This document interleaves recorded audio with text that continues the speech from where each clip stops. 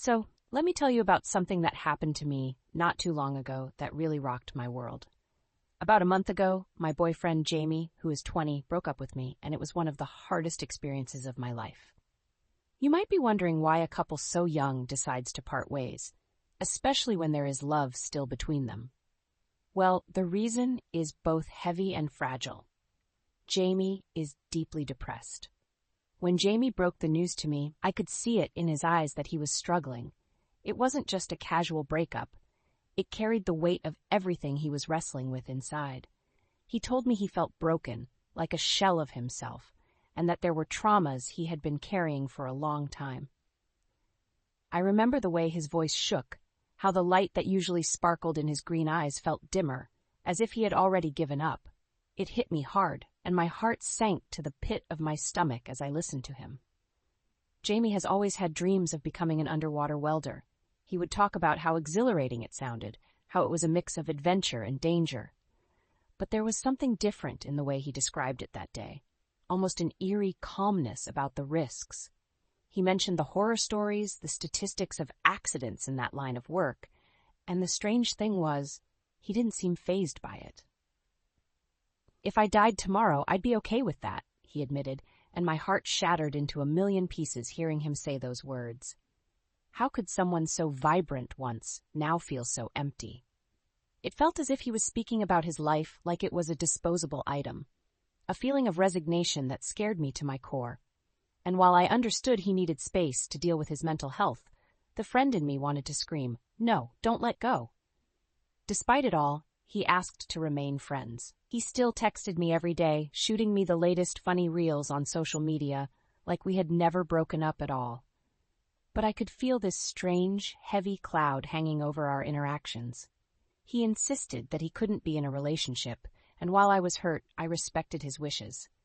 It felt like putting a part of myself on hold, holding out the hope that he would heal and find his way back. I was proud of him when he finally made the decision to see a therapist. It was a pivotal moment for me to see him take that step after months of saying he would. It showed that he wanted to fight through these feelings instead of succumbing to them. I wanted so badly to be there for him, to support him in any way I could, but the fear of looking desperate or foolish gnawed at me. Was it wrong to want to stand by someone so broken, yet still feel the strings of our relationship tugging painfully at my heart? After our breakup, I confided in a few of our mutual friends about my worries for him, but their responses were disheartening.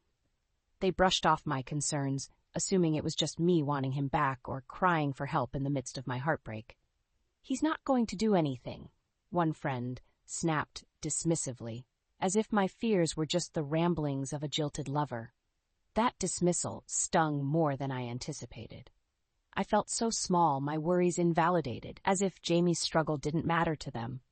They didn't care about how I was feeling either, nor did they understand how deeply concerned I was for his well-being. Suddenly, I found myself reevaluating friendships I had long considered solid. How could they overlook what was right in front of them? I didn't want their approval. I just wanted them to help me figure out how to be there for Jamie in a way that didn't feel suffocating or needy. Despite the complexities, I didn't want to abandon Jamie. He had faced so much pain, and giving up on him felt wrong. We had weathered storms together before, and this felt like another test of our bond. I envisioned myself as someone he could rely on in this dark time, and if that meant putting my personal feelings aside, I was willing to do that. But I have to admit, it's a delicate balance. I wrestle with wondering if I am being foolishly naive or genuinely supportive. Is it possible to be someone's light without getting burnt? As I ponder those questions in solitude sometimes, I plead for clarity.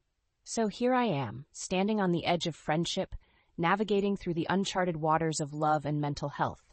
It's an agonizing place to be, wanting to be the rock for someone who feels like they're slipping through the cracks. And I leave you with this. If you were in my shoes, with so much on the line emotionally and mentally, what would you do? Would you fight for that person you care about, or would you draw a line to protect yourself? I really want to hear your thoughts on this. What would your approach be?